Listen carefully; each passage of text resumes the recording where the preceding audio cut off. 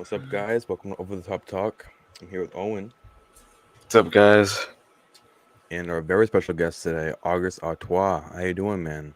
Yeah, way to pronounce it properly, man. I'm doing fucking Appreciate great.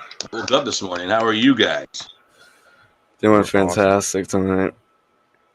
Yep, I will That's say it. that was such an underwhelming intro. Hey guys. I know. Hey guys. I know. We have It's to add music to it and stuff, and then Over the Top Talk Rope podcast. Welcome, motherfuckers. Sky knows what's up. maybe you can voice record for us. Give us a nice intro. Here we go. We'll talk. That was awesome. Yeah. Well, we want to kind of give you the floor for a second, like introduce yourself a little bit.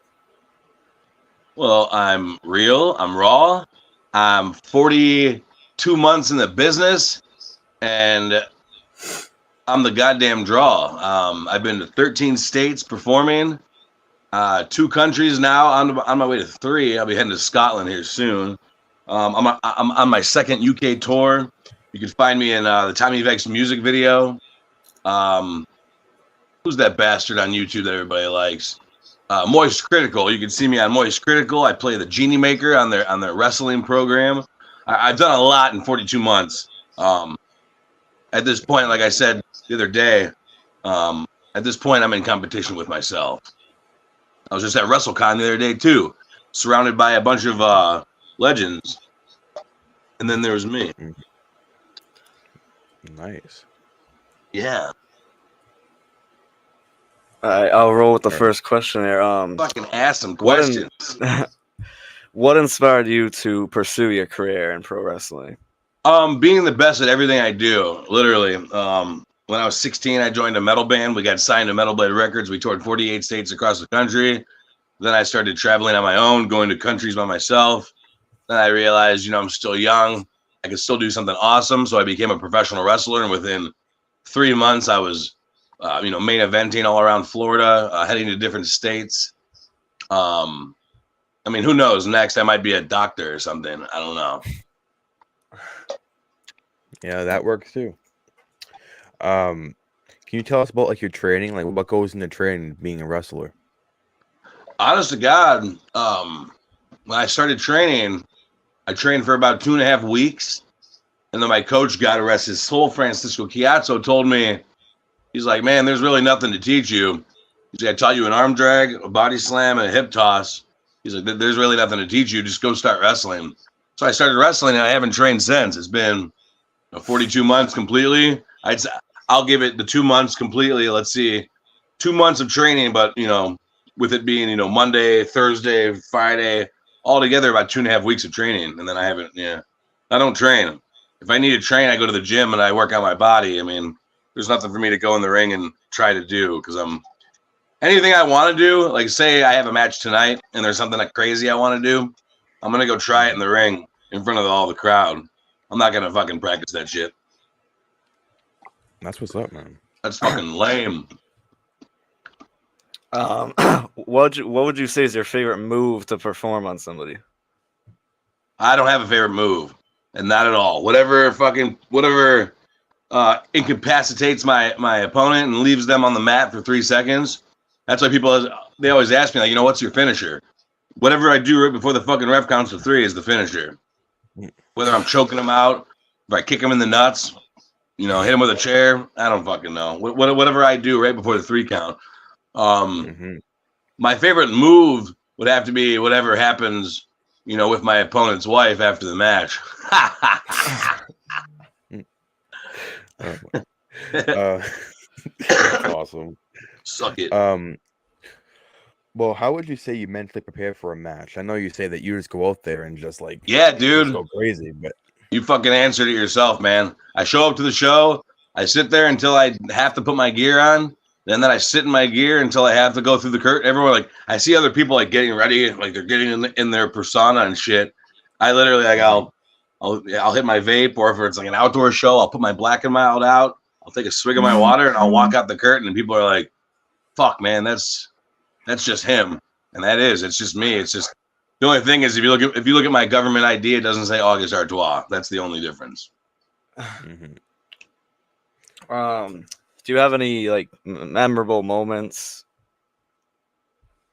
Yeah, inside the ring, I'd say memorable moments would be with like guys that have done this. Like I had a 6-man match not too long ago with Jacob Fatu, Journey Fatu. You know, Jacob just got signed with WWE, or so the rumors are. So that was pretty cool being with him and the connection that it made. Like I just saw him in Philly this weekend, and he was, you know, he recognized me right off the bat. So that was pretty cool.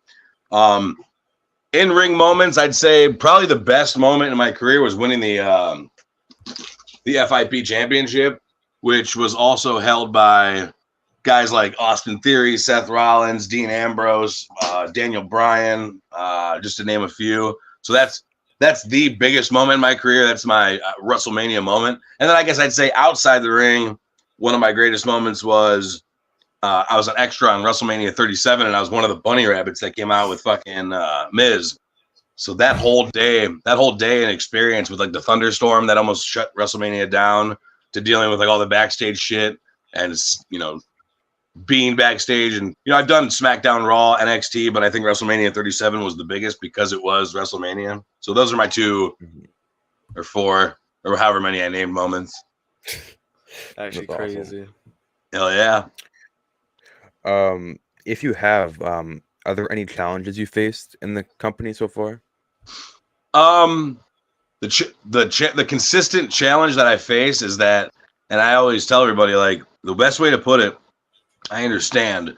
Like, say you guys worked at Walmart and you guys were like both cashiers, and then I started working at Walmart and they had me as a cashier, and then I bumped up past you within like 3 weeks. You would have to hate me. Mm-hmm. So what I deal with a lot in wrestling is that people just fucking hate me. They don't take the time to get to know who I am. They just think, how long has this guy been doing it? 42 months? Well, I've been doing it for fucking 10 years. Like, he doesn't deserve anything he gets. Who does he think he is? He's a fucking punk.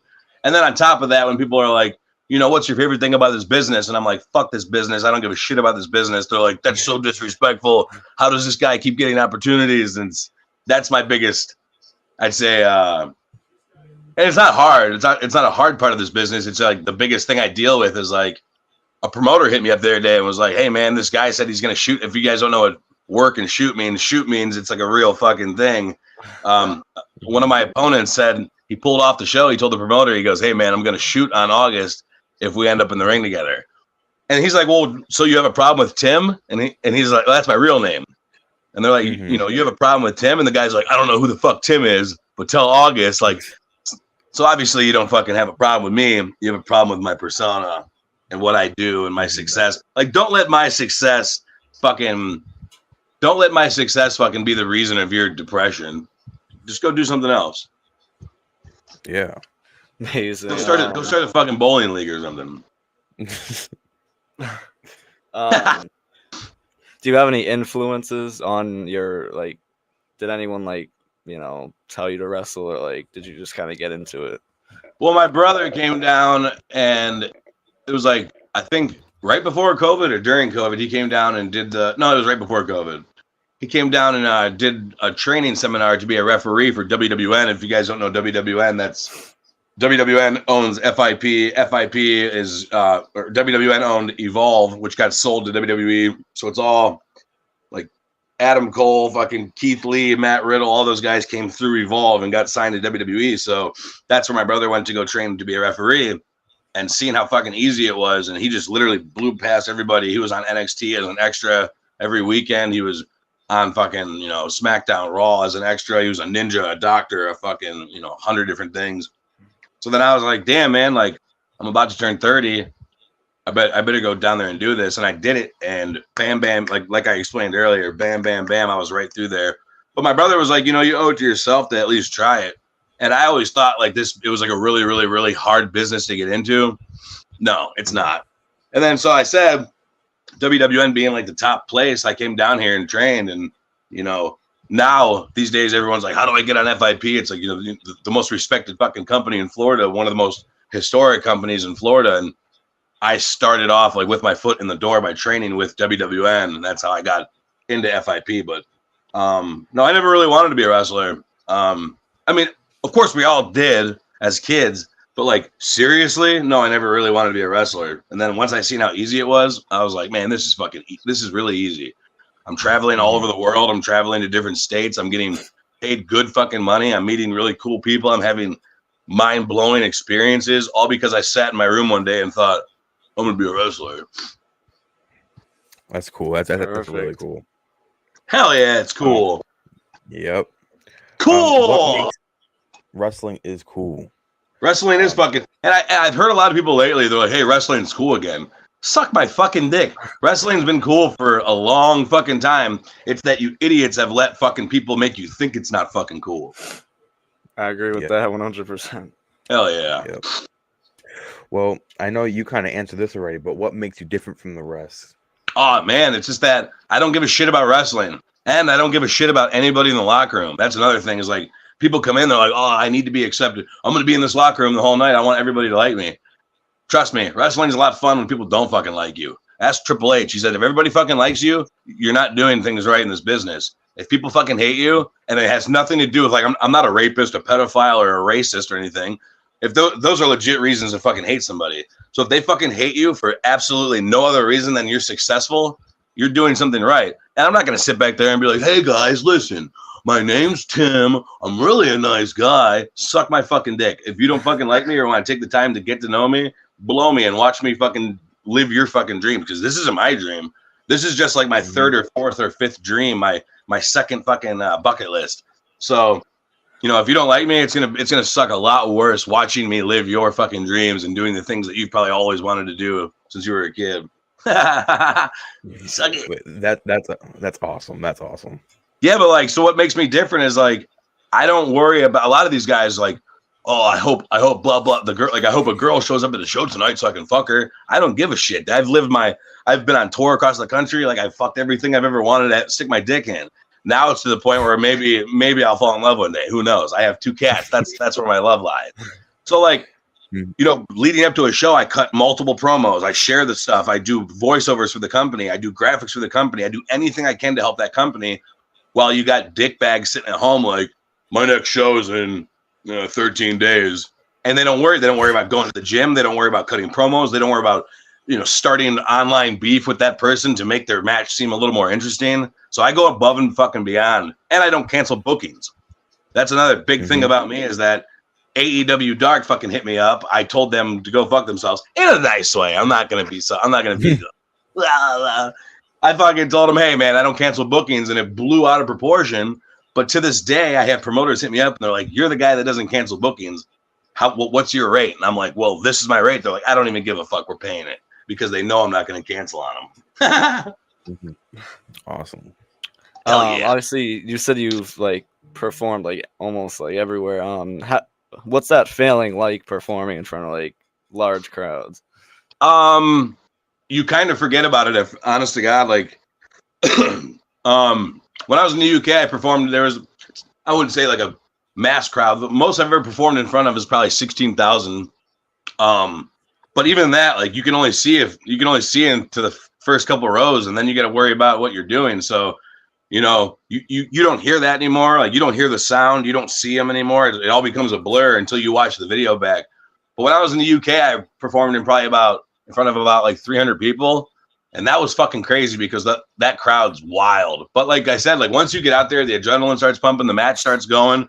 Or like when I was in a band, once that music starts pumping and you start fucking banging your head, like, it's just you and whoever you're out there with.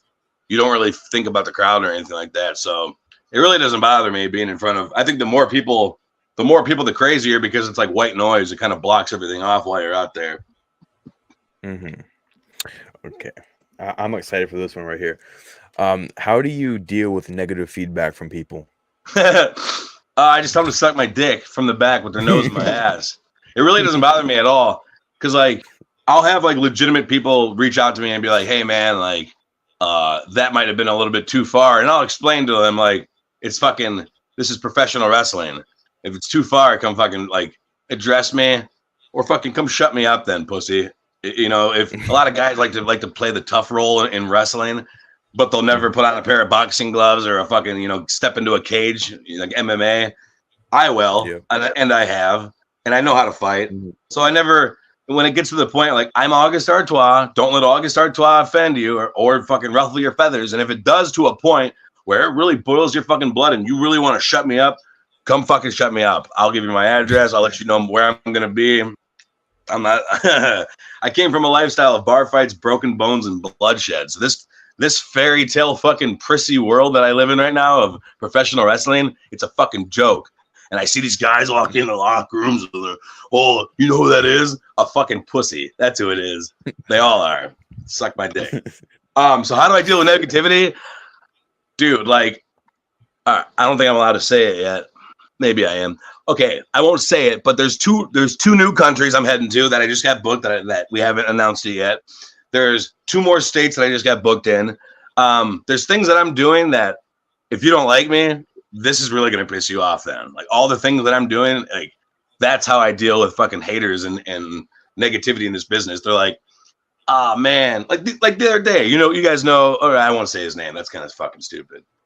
Big name guy hits me up and goes, hey, do you know this person? And I was like, I don't know. He goes, well, he says he's got beef with you. I was like, well, that fucking sucks for him.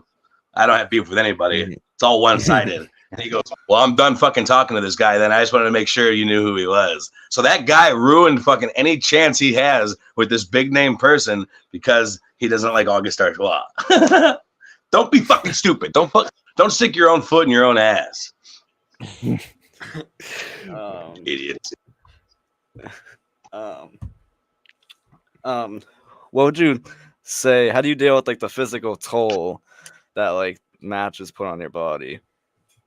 I just don't do anything the next day.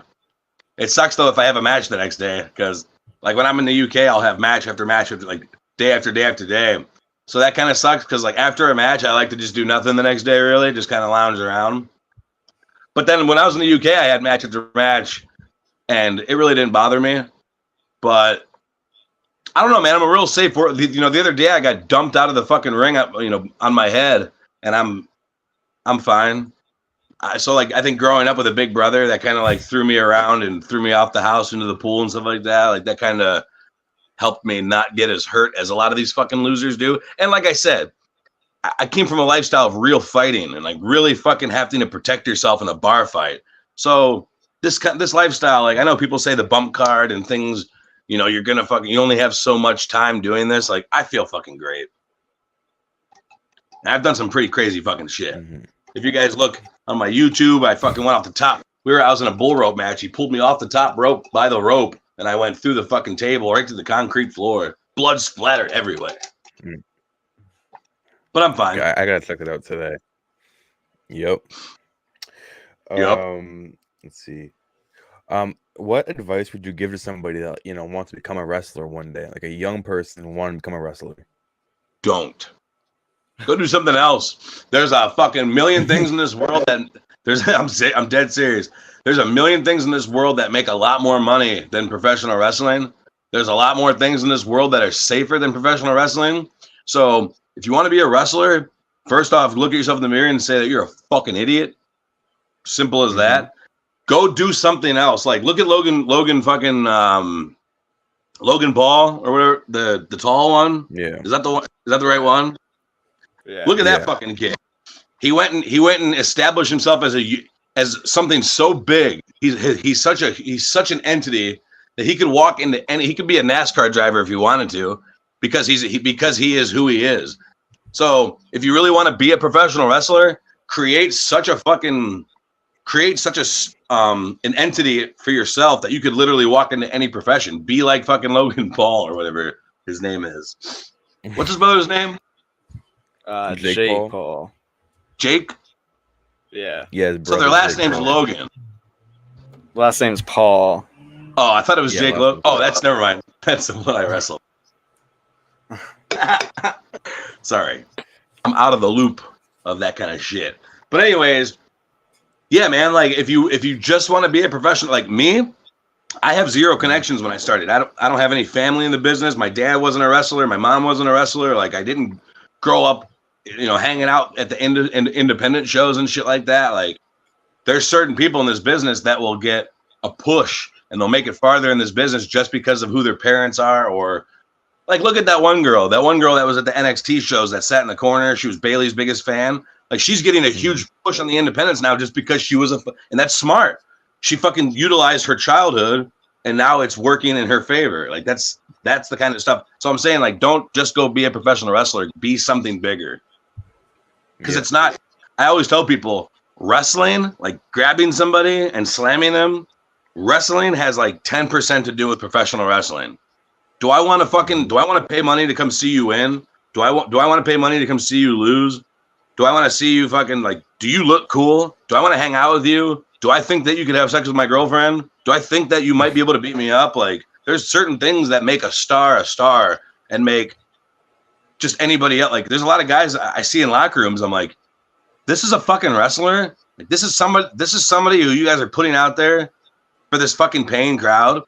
And you see that, like, I saw a video the other day. A fan jumped in the crowd and the fucking wrestler got scared to death and ran and hid behind the other wrestler. Thank God the other wrestler beat the fan up. But if it wasn't, you imagine a fan jumps in the ring and beats the shit out of both of your fucking entertainers, your big bad guys. This is fucking wrestling. It gets fucking pathetic at times. How would you say you balance like your personal life with wrestling? I don't have a personal life. This is my personal life. Wrestling is my personal life. When I was younger, like I explained what all the dumbass guys are doing. Like they're worried about going to get drunk after the shows. They're worrying about who they're going to hook up with and who thinks they're cool and who thinks they're not, and if they fit in with a certain group of people. I've been there, done that. I'm way past that point. Like after shows, I have a pin on my fanny pack. It says, "Sorry, I can't. I have plans with my cat." Because I don't fucking like to hang out with people. There's a lot of fake, phony people in this world. My peace comes from myself. So after my shows and shit like that, I'll hang out with you guys for a little bit after the show. We'll talk. We'll chit-chat it up. But no, we're not fucking going to hang out with each other. I'm not staying at your fucking house. We're not brothers. I have a brother. That's one of the biggest things I hate about wrestling is the brother thing. Like, we're on the same fucking show. We enjoy doing the same hobbies. That doesn't mean we're brothers, you fucking idiot. You don't go to the bowling alley and fucking I'll die for every motherfucker here in a pinstripes fucking jacket. No. We're all bowlers. Idiots. I know you shared some like in the ring, but is there any funny moments backstage that you've had or behind the scenes? Yeah, we fucking fired up like 5 joints one time in a car coming home from Georgia, and we accidentally pulled into a military base. And when you pull into a military base, you can't just like stop and pull out. You have to keep going through. So fucking the car is just like puffing with smoke and smoke pouring out of every fucking different direction of the car. And we pull up, and the guy, badass military guy, gets in the car. He's like all pissed off. So I just roll down the window, smoke pours out, and I pull up my title. I was like, "Hey, I'm a champion." And he goes, "Hell yeah. Just go ahead and pull around here and get the hell." Oh, they ID'd us first. And then they made us just pull around and get the hell out of there. There ain't no way they didn't fucking smell. I mean, the smoke hit him right in the nose. That's awesome. That was pretty cool. Before I ever became a wrestler, this was probably like a year, maybe 2 before I became a wrestler. Me and my brother went to a local WWE live show, and we were a little buzzed, like on alcohol, and a little buzzed on weed.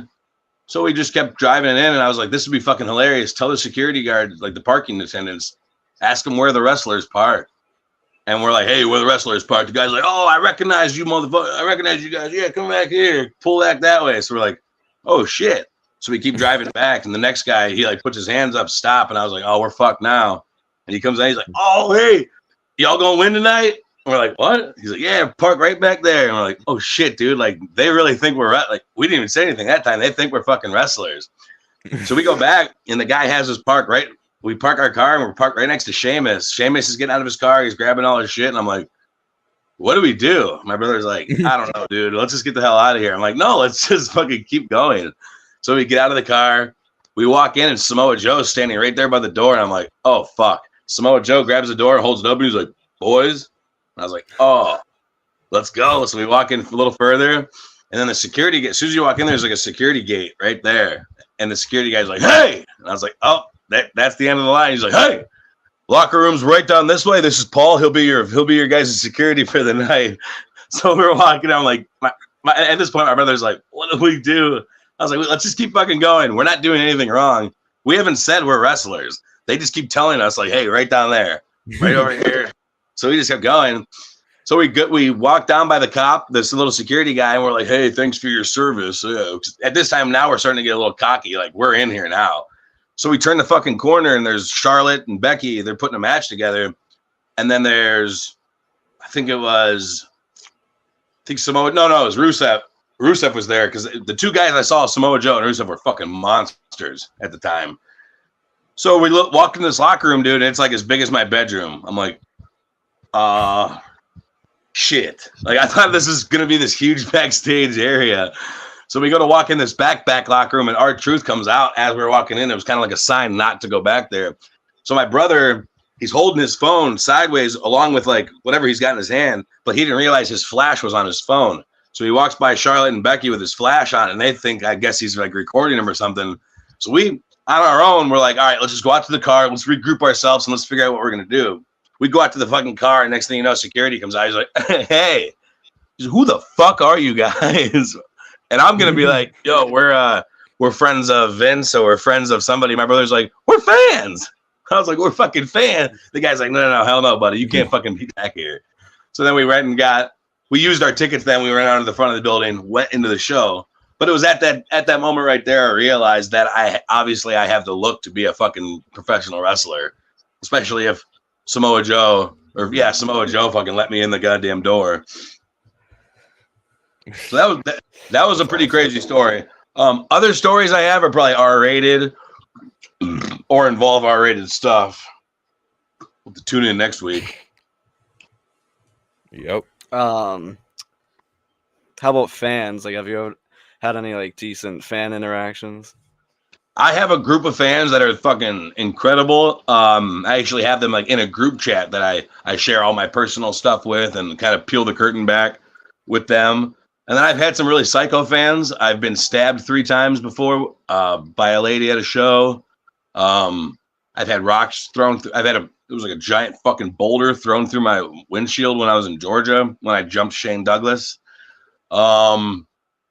I've had some really weird fucking fans. I've had fans actually save me. When I was in the UK, the train station, they go on strike whenever they fucking feel like it. And I needed to get across the country, and they went on strike. So one of the fans from Manchester actually picked me up and brought me to my show and then brought me back home. That was pretty fucking cool. That's awesome. I don't think I've had sex with any fans yet. I try not to because, you just don't want that fucking baggage. But I've had some really, really, really cool fans. I've got like a lot of, even around my room right now, I got some really cool gifts, like personalized gifts that my fans have gotten me. 1 year from birthday around back to birthday again, my fans bought me gifts all fucking year long. Like every week I'd get something new from Amazon on my list. That was pretty fucking cool. So my fans, I guess, as being a heel wrestler, like they understand the persona, and those ones are the ones that I really fuck with, the ones that really get me. Mm-hmm. I've had fans fucking get in, on a plane and fly from Florida to Utah to see me. I've had fans fly from fucking Florida to Cleveland to see me. I've had fans fly from Iowa to Colorado to see me. Like, yeah, that's awesome. Yeah, that is really cool. When you really think about it, it's fucking awesome. Yes, it is.